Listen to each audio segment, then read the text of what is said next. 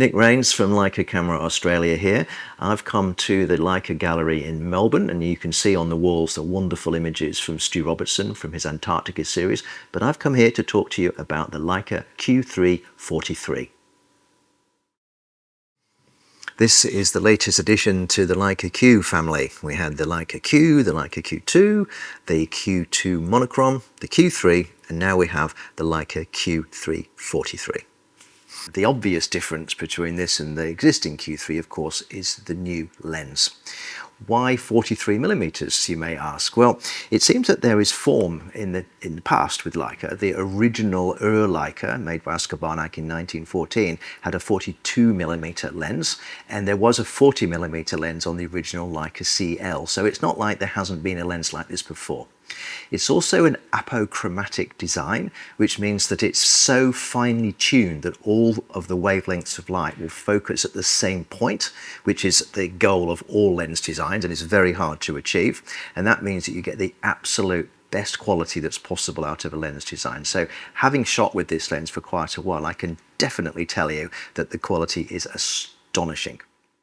Now, the original Q3, of course, is 28mm, which a lot of people have got very used to as a street photography focal length, because you can get a lot more in and you feel a bit more inside the picture, a bit more involved because of the wide angle. The 43mm is absolutely perfect perspective. And when I say that, what I mean is the diagonal of a 36 by 24mm sensor is 43mm. If you work out the math, you'll find out it's almost exactly 43mm. This means that the perspective that you get from the lens is exactly neutral. So things look as far away to the camera as they do to your eye. So you could say it's got a magnification of 1. So things don't look compressed, they don't look spread out like a wide-angle lens, it's exactly neutral. The Q3 has a crop mode starting at 28, which is the full frame, and it goes to 90mm in various steps. So you've got 28, you've got 35, you've got 50, you've got 75, you've got 90. This goes a bit further, so you've got your 43, then you've got 60, 75, 90, 120, and 150.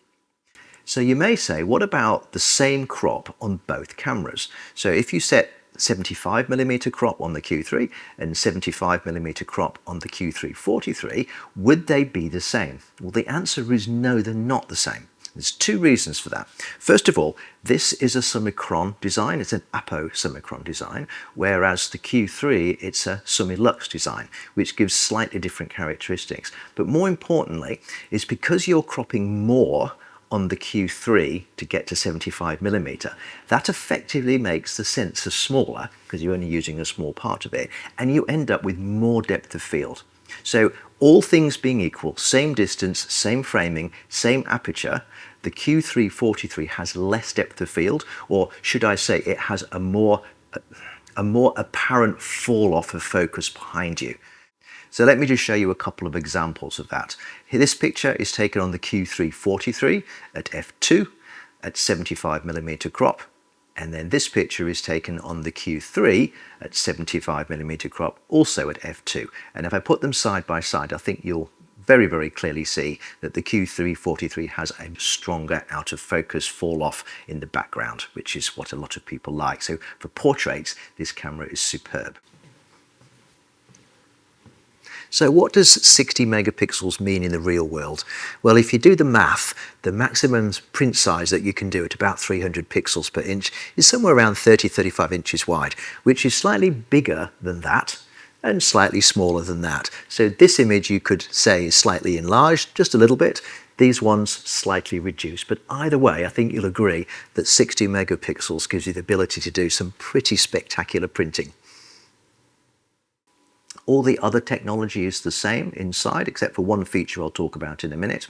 On the outside, we have the same intuitive design. We've got the custom buttons that you can make work for you, that long press, hold, and then set the menu function to the actual custom button itself, makes the camera work for you. The menus are the classic Leica menus, which are generally regarded as the easiest menus to navigate amongst all cameras, and they are superbly simple, but very, very effective. You have have the controls just where you need them to be. You've got exposure compensation on the top dial here. You've got the genuine aperture ring on the lens, and you've got the genuine shutter speed dial on the top of the camera. So everything just fits under your fingers as you'd expect it to. There's another new feature which I was very excited to find out about, and that's the ability to use external microphones connected to the camera through the USB-C port. I believe that will be a firmware upgrade for the Leica Q3 as well, so that they'll both be able to use the microphones. Right now, we are compatible with the Rode microphones. This is the Video Mic Go 2, and of course you can use their beautiful wireless microphones as well. And in fact, that's what I'm doing right now. I'm recording this through another Leica Q3 43, so you should be able to see the levels going up and down and me on the screen on the back of the camera. The camera comes out of the box as you see it in front of me here.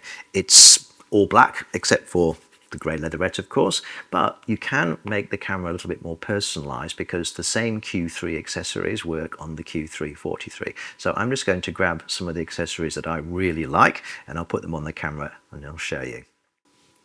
All right, what do you think of that? I think that looks superb. I'm not a blingy kind of guy, but I got to say that this brass finish on this lens hood is just superb. I've got the thumb grip on the back, and I've got the soft release shutter button, and I think that looks extremely smart. So that's the brass lens hood, the brass soft shutter release button, and the brass thumb grip on the back. And the thumb grip, if you can see that, even has two little buttons on it which correspond to the custom buttons on the back of the camera, so they still work even though the brass thumb grip covers them up. So that's a really nice little touch there. So yeah, pretty happy with that. I think that looks great. And let's talk a little bit about connectivity. Like all the cameras in the Leica range, you can use this camera with the Leica Photos app on your mobile device so that you can connect the device to the camera. You can use the device to view the pictures that are already on your card. You can download those pictures to your device for further editing, and you can use that device to remote control the camera. I'm really enjoying using this camera. It's a fantastic walk around camera. I honestly did find 28 a little bit wide for my personal taste. Look, it's great, but this seems to suit my way of shooting a lot better. It's just a really nice perspective, and of course the camera performs beautifully. So come into one of the stores, have a look, pick one of these up and have a look through the viewfinder, and I think you'll be very, very pleasantly surprised.